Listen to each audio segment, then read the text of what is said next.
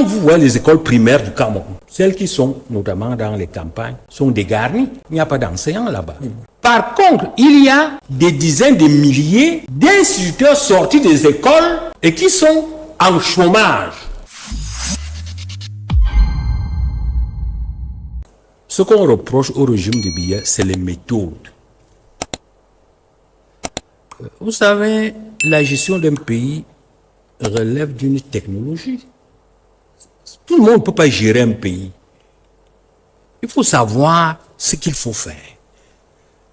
Vous savez, mes co-panélistes, tous ont évoqué le problème d'emploi des jeunes.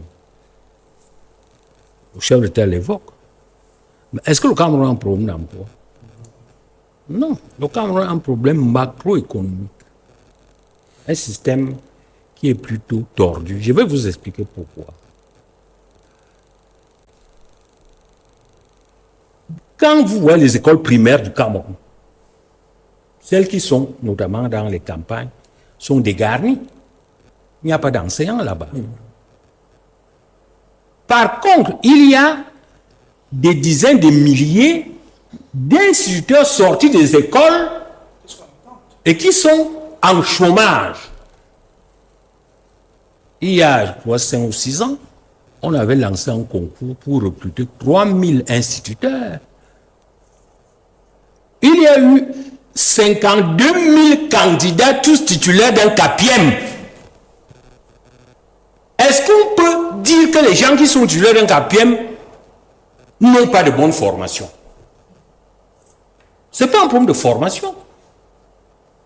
Nous sommes devant un système discontinu dans lequel, c'est tordu, dans lequel il y a d'un côté un besoin d'emploi, de l'autre côté une offre d'emploi, mais ce n'est pas articulé, ce n'est pas lié. Mais on est d'accord qu'il met un point d'honneur à cette problématique-là, justement, de la lutte contre le chômage. Non, écoutez-moi bien, je vous explique la macroéconomie. Je vous dis que nous n'avons pas un problème d'emploi pour la simple raison que il y a des écoles qui n'ont qu'un seul instituteur et dans les maisons à côté, il y a 5 instituteurs en chômage. Vous ne pouvez pas dire qu'il y a un problème d'emploi. Mais pourquoi dans il y a un problème, c'est l'incapacité du système à valoriser l'emploi alors qu'il en a besoin. Vous avez des infirmiers qui sont en chômage alors que les centres de santé sont dégarnis. C'est pour ça que tout le monde, je vous ai dit que la gestion du pays relève de la haute technologie. Il faut d'abord savoir quel est le problème posé. Le problème posé n'est pas celui de l'emploi ou de la formation. C'est le système qui est mal, il est tordu. C'est un peu comme une fiche femelle. Quand vous voulez faire entrer ça dans... oui. Alors la fiche a une dent tordue. Ça ne connecte pas. Donc, le problème aujourd'hui est donc un problème d'ordre macroéconomique. Pour résoudre le problème d'emploi au Cameroun, vous savez ce qu'il faut faire, tout simplement. On demande simplement aux régions et aux communes de recruter les instituteurs et les enseignants en chômage. Puisque ces instituteurs-là sont en chômage et les écoles sont vides. Bon, d'accord, mais lorsqu'on les aura recrutés, est-ce que le budget sera disponible pour... Mais c'est pour ça que vous dites donc que c'est un bon d'ordre macroéconomique. D'où les réformes. C'est-à-dire qu'en fait, ce n'est pas un problème d'emploi. C'est que nous avons un budget qui lui-même ne permet pas d'articuler le système. On se retrouve au sommet de l'État. Avec des gens qui ne sont pas capables, n'est-ce pas, de dire, d'abord de réfléchir de manière autonome. Donc, ce qui se passe aujourd'hui, c'est l'effet de la sélection adverse. C'est-à-dire qu'on n'a pas au sommet de l'État des gens qui ont appris à dire la vérité à leur patron. C'est les spécialistes de Salamalek, c'est les spécialistes de Béni Oui. Donc, il est vrai, il est vérifié que dans ce système, La sélection adverse n'a fait promouvoir que des gens qui sont incapables de dire la vérité à bien. Donc, ce n'est pas... Il ne faut pas qu'on voit les diplômes avec l'intelligence. On a tous eu les mêmes diplômes.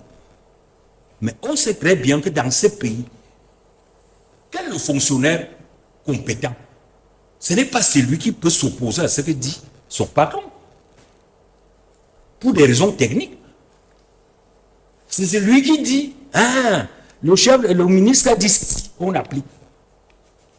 Le chef de l'État a dit ceci, on applique. Moi, je vous rappelle une chose. Le chef de l'État était parti une fois en Chine. Il a vu ce que faisait la Chine. Il a dit, mais on peut aussi faire ça au Cameroun. Quelles sont les conditions? On lui dit un taux de croissance à 2 chiffres. Naïvement, le chef de l'État vient aussi dire que, bon, il nous faut un taux de croissance à 2 chiffres. Les gens savent même pas ce qu'on appelle un taux de croissance à 2 chiffres. Et puis on commence à organiser des séminaires ateliers. On dépense l'argent. Et quand j'ai dit non, ce n'est même pas possible, envisageable. Un taux de croissance de 6%, ça, avec une économie équilibrée sur le plan extérieur, voilà l'objet qu'on doit poursuivre. On m'a chassé du palais des congrès pour avoir dit ça. Or, depuis ce jour, nous n'avons même pas encore atteint 4%. Et 4% encombré d'un déficit extérieur explosif. Ce qui était possible. Donc, j'ai dit une fois de plus, ce qui décrit le Cameroun, c'est l'ignorance. Et l'ignorance est liée à quoi? C'est lié au fait qu'on bavarde beaucoup, mais on réfléchit très peu. D'accord. Parce que les gens capables de réfléchir, on les a mis, pour la majorité, de côté.